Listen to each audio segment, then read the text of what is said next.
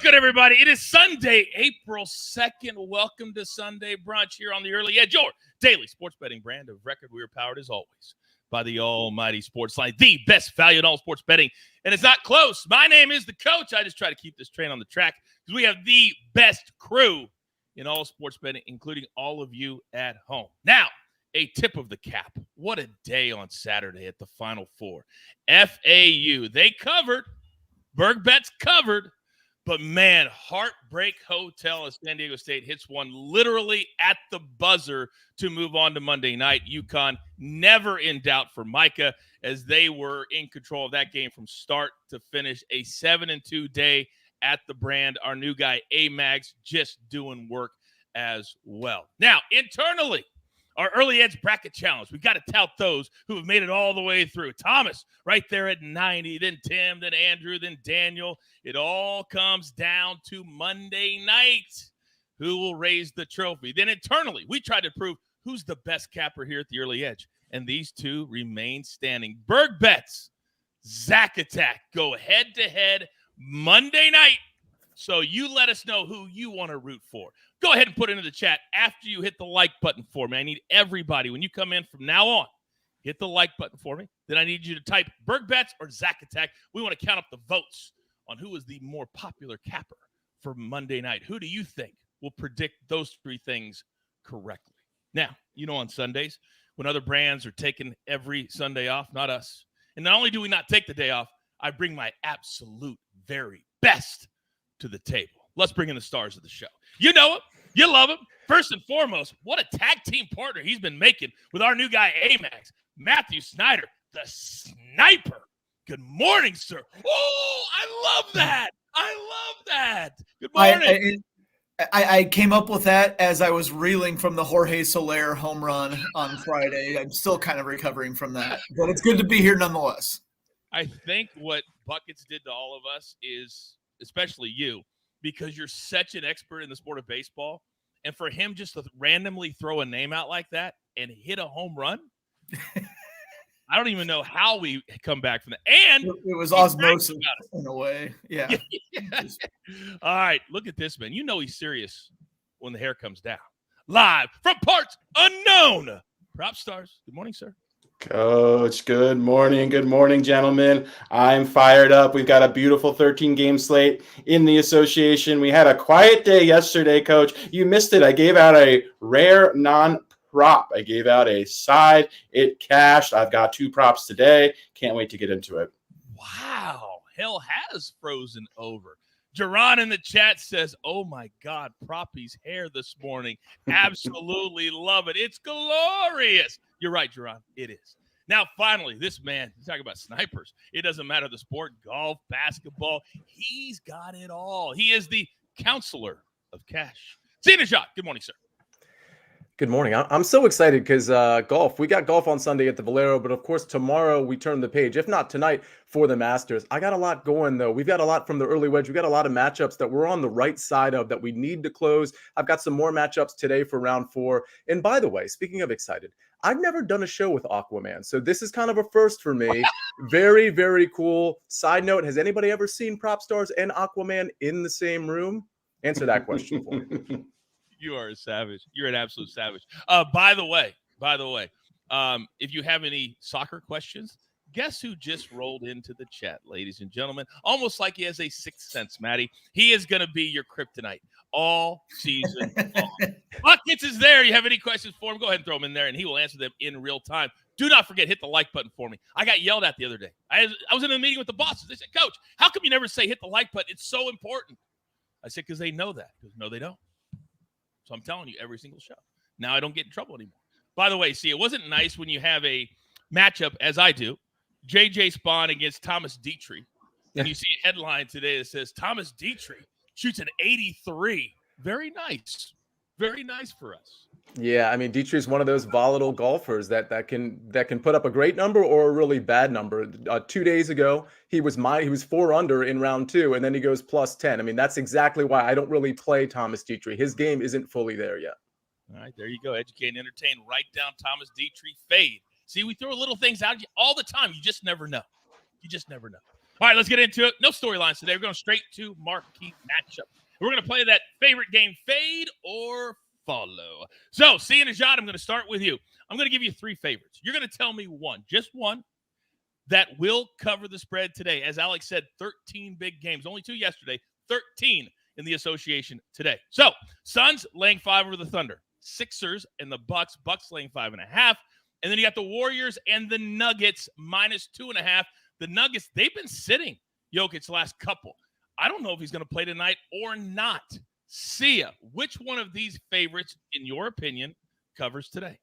Well, I kind of want to analyze it from a what do they have to play for standpoint. All of these teams have a bunch to play for, whether you're the dog or not. But I think the Bucks coming off a loss, a really bad loss to the Celtics, and knowing that they haven't sealed up the number 1 spot, and the Sixers, to me, are kind of in a spot where they're probably not getting out of it. They are in a seeding where they're probably not going up. They're probably not going down, depending on these last few games. So to me, it's a nice bounce back for the Bucks, who still have that 1 seed to play for. I think they're going to cover the number here. Okay, very good. Proppy, let me come to you. Which of these 3 favorites, Suns, Bucks, or Nuggets, covers today?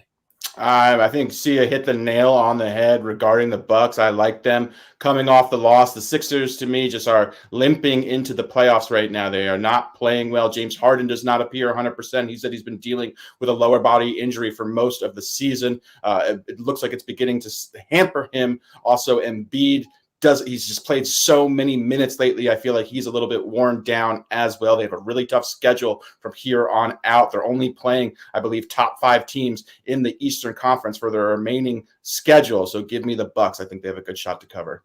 Yeah, I'll tell you what, it's funny how those schedule makers make it look like that, isn't it? By the way, Equanimous says, I saw Coach on TV last night on ESPN. Yes, you did. We're everywhere. The crew is literally everywhere. It was a boring night of fights, but I was still there. I was still there. All right. Guess who else is in the chat, ladies and gentlemen? I'm going to tell you as soon as I pay some of those pesky little bills. Here's a word from one of our incredible partners.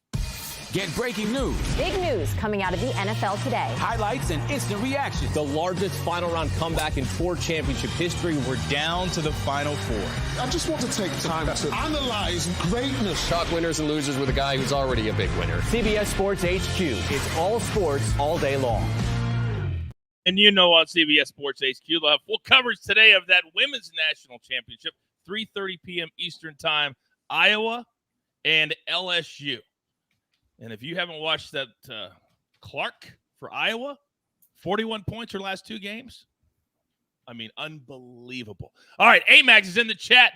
Matt Snyder's new partner in crime this year for the baseball season. You have any baseball questions for Amags, put them in the chat, and he will answer them in real time. So, Maddie, we're going to start with you because the other day I know the ego took a hit because I felt it. I felt it when we played Going Yard and Buckets just throws a name out. Jorge Soler. I don't even think he knows where Miami is. And yet he picked a Marlins player to hit a home run. So here are our options today. Pete Alonso, who did hit a home run on Friday. Yordan Alvarez, who hits bombs. And then Vlad Guerrero, plus 700. So we got 3 different prices. Sniper, let's start with you. Who, in your opinion, is most likely to hit a home run today? Well, first off, let's hope that these names are picked as well as they were picked on Friday because all 3 of the guys hit, well, all 4 if we include Jorge Soler, but all 3 of them did hit Friday. I'm going to go Vlad Guerrero Jr. He's had some good swings against Jordan Montgomery in the past. Jordan Montgomery, the left-hander on the Cardinals. He used to pitch for the Yankees, so the Blue Jays have seen him a few times. There's a little bit of familiarity there. You know I like that, so I'm going Vlad. Okay, Allison agrees with you. Vlad Going Yard, she says in the chat.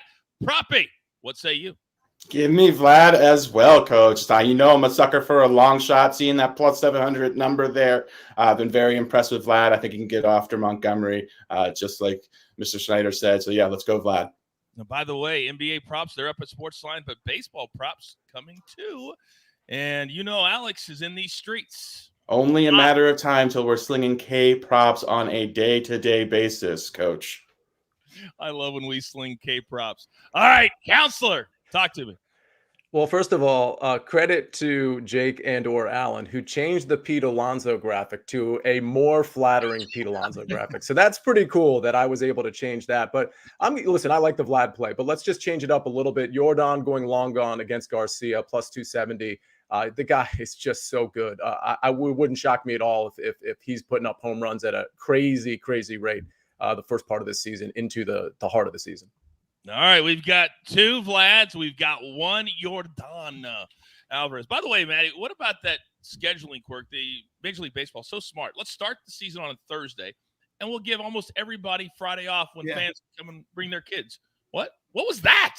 What was that? Yeah, it's the answer is boring. It's they leave a day off in case some of the cities where there's bad weather, in case they have to postpone the day, then they still get their opening day on Friday, so they leave a day open. It's like I said, it's very exciting. Yeah, very exciting. All right, it's time to get to our board as soon. You guys have made us too popular, way too popular. We've got something new coming to our parent company, CBS.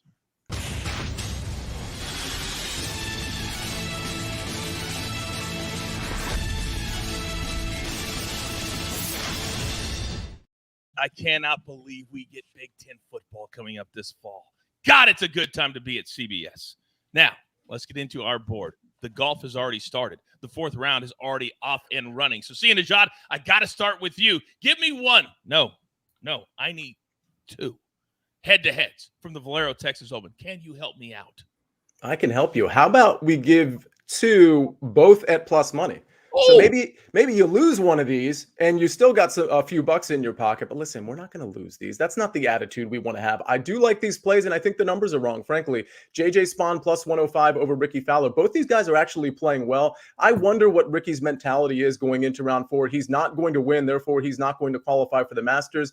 Does that mean he attacks pins or he just mails it in? Either way, either side of that extreme, I don't think is good on this particular course. JJ Spawn, he's really been the model of consistency the last 5 or 6 rounds. We're seeing kind of the old JJ Spawn that we saw last summer. The ball striking has been very good. Short game, not so good. Ricky Fowler's been better in that department, but I'm going to lean on the ball striking here for JJ Spawn at plus 105 over Ricky Fowler. That one starts in about 20 to 25 minutes. So that's a bet you want to get in pretty quickly. Alex Noren, another plus money bet, plus 105 over Taylor Montgomery. Really like this one. It's so interesting. I've been fading Taylor Montgomery for quite some time. It's worked out, I'm pretty sure, every single time. And the reason I like to fade him is because the ball striking is absolutely atrocious. It's the short game that's really, really good for Taylor Montgomery.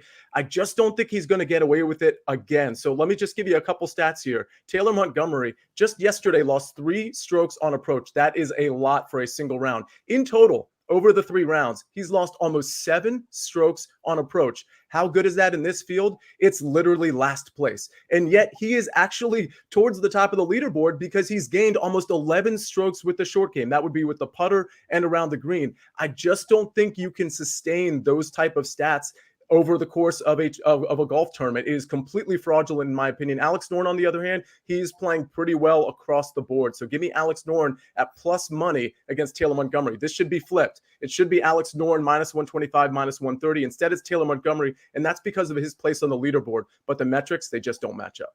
Well, I listened to you yesterday. I played Hideki round 3 over Taylor Montgomery and cashed that ticket. So thank you for all of the information this week. By the way, in the chat, Little Sim says that his book has JJ Spawn against Aaron Rye. What would be your thoughts on that?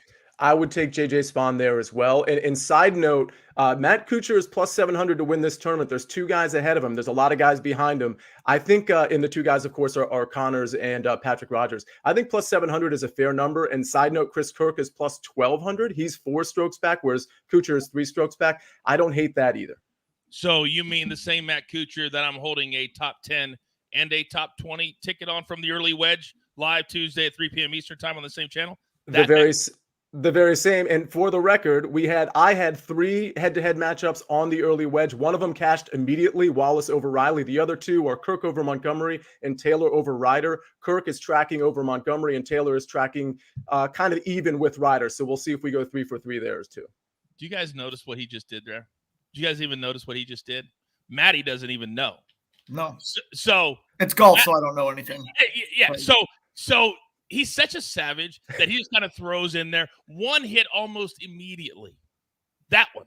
Matt Wallace over Davis Riley. That we had a showdown on. And I had Davis Riley. And Davis Riley was 12 shots back by 1:30 Thursday afternoon. Sia, when did you get paid? I got paid about 3 hours into the tournament of a 4-day tournament. Coach was like, yeah, this one's done. And it truly was. Riley was deplorable.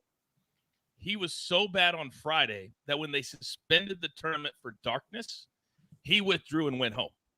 He didn't even come back Saturday morning to finish his round. And he goes, oh, by the way, it was over quickly. God, I love NBA golf, Sia, whatever. I just love it all. All right, probably 3 times. I'm just going to throw a different name out there every day. Probably 5 times. All right, big boy. I'm looking at 2 props right now that I absolutely love. Enlighten the good people. You and me both, Coach. That's why we're going by Proppy 2 times today, since we have 2 props to deliver. First up in the association, we are going Nikola Vukovic over 30.5 combined points, rebounds, and assists. I have been impressed with Vooch. He has been playing very well lately. The Bulls are playing Memphis at home. This game has a 230-point total, which is pretty rare for the Bulls, who are a low-scoring team. The Grizzlies play up-tempo when Ja Morant is healthy and active, so I think they're going to push the pace. I think this game is going to be high-scoring, and Vooch can really fill up the stat sheet. The last time these teams hooked up, he went for over 50 PRA. Not sure if he's going to have that type of a performance, but I think 30.5 is a very obtainable number. So give me Vooch over 30.5 points, rebounds, and assists. Then we're going Nicholas Claxton, the Brooklyn Nets center, under 13.5 points. Coach, what if I told you the best defensive big man in the NBA right now resided in Utah, and he was a rookie, and his name is Walker Kessler? This guy has been absolutely phenomenal. Seemed like he was a throw-in in that Rudy Gobert trade. He has performed better than Rudy Gobert this season, particularly lately. Centers, he is just absolutely limiting the position. Over the past 15 games, they've given up the fewest points to opposing centers in the NBA. This number is above Claxton's average. I just think there's so many ways he can stay under this, whether it's foul trouble, just blowout potential because the Nets are a significant favorite over Utah. Just let's fade Nicholas Claxton under 13.5 points. Educate and entertain, ladies and gentlemen. Educate and entertain. Do you want to do that work? Do you want to dive deep? Do you want to get in the lab middle of the night? That's what Proppy does. Now, another member of the Early Edge crew is in the chat live. Berg Betts, who's one of our 2 finalists Monday night. He knows college basketball as good as anybody. You have a question for him? Go ahead and put him in there. He'll answer them in real time. So now Buckets, Amax, Berg Betts, all in there. I told you, we work on Sundays. We don't sleep in. Now, I'm going to go next. 2 plays for me, same game. And they are coming together. There has not been a better first half over team in the last month than the Indiana Pacers. I mean, they are ridiculous. 126, 142, 146. That's just 3 of their last 4 games. The Cavs last game, first half, 151. So I'm going to take the first half, Pacers, Cavs. It's a 8 p.m. Eastern tip, I believe is the time, over 118. Then I'm going to also play the over 230.5. Normally, you would have it more than double. But because the Pacers haven't been a good over team, but a good first half team, you see what the sportsbooks have done. It's less than half, or it's more than half, excuse me. So we're going to take advantage of that today because the Cavs have started playing faster, and the sportsbooks have not caught up with them yet. So let's go over first half, over for the game. Matt Snyder. So many people have been tweeting at me. Love Matt Snyder. Love the sniper. But when they love you that much, you get the maestro spot. You're up, sir. All right. Well, we're gonna get 2 things done today. First off, Kodai Senga making his major league debut. He's been dominant in Japan for about a decade. Throughout the course of his career, he's struck out about 10 batters for every 9 innings pitched. Look at spring training this year. 10 strikeouts in 9 innings. So we're going to get I think more than a strikeout per inning. The Marlins have struck out 29 times in 3 games so far against the Mets in this series. I'm going to go over 4.5 strikeouts there with Senga. I think he's going to get up in the 6 or 7 range. So I think we should get this one pretty comfortably. Also, we talked about Jordan Montgomery for the Cardinals pitching against the Blue Jays.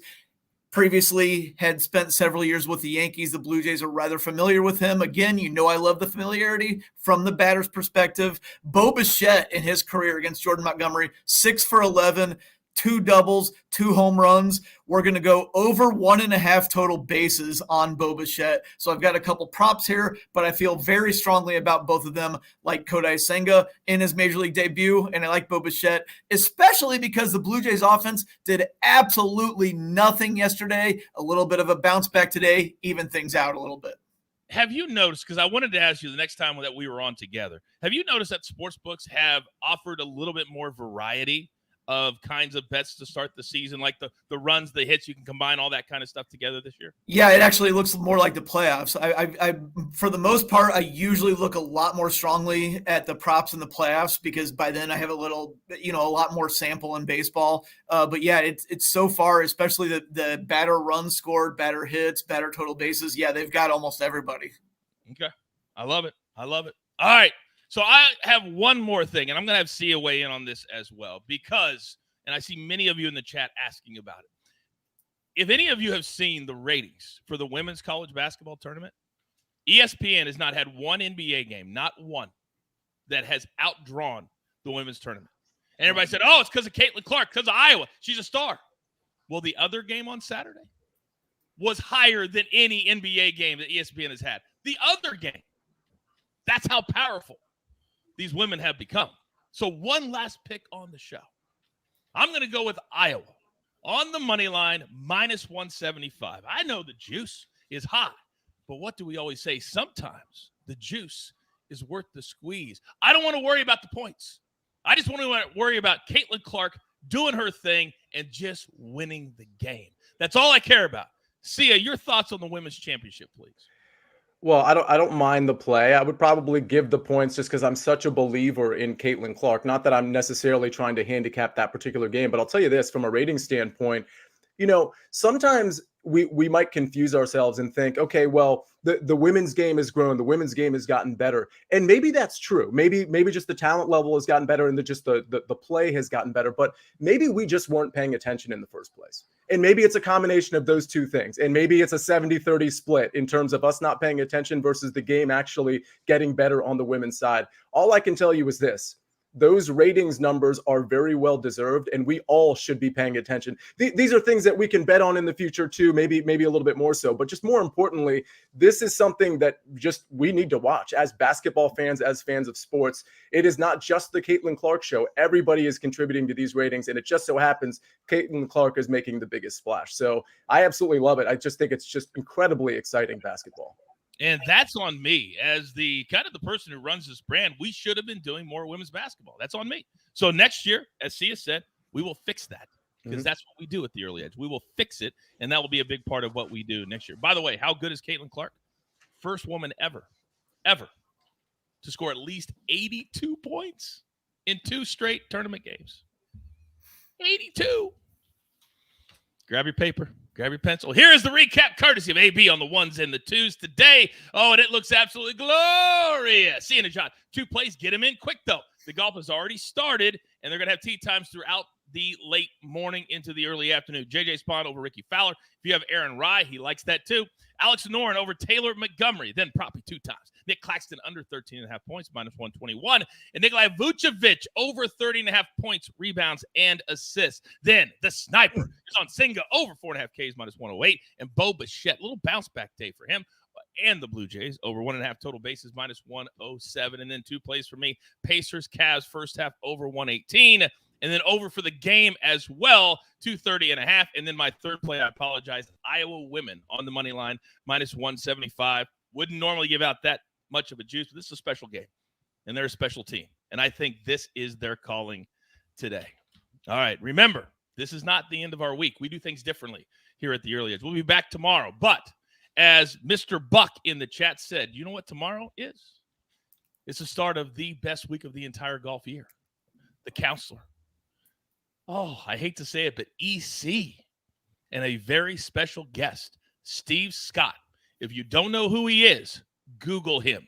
He famously went toe-to-toe, head-to-head with Tiger Woods in the U.S. Amateur and should have beaten. I shouldn't have should have. That's disrespectful. Could have beaten him. It's one of the great matches of all time. He has played in the Masters. He knows what it's all about. He will be on the show giving us his insight and also making a couple picks as well. You do not want to miss this week's episode of the Early Wedge, Tuesday, 3 p.m. Eastern Time. So with all that being said, there's only one thing left to do. And I believe you all know what that is. You've got your marching orders. Let's take all of these tickets straight to the pay window. My entire crew, Lobo, Counselor, Sniper, Proppy, AB on the ones and the twos. I am the coach. Tell all your friends. You want to have fun? Learn a little bit? Laugh a little bit? Cash a lot? We grind for you so we can win with you. It's what we're all about right here at the Early Edge. Good luck.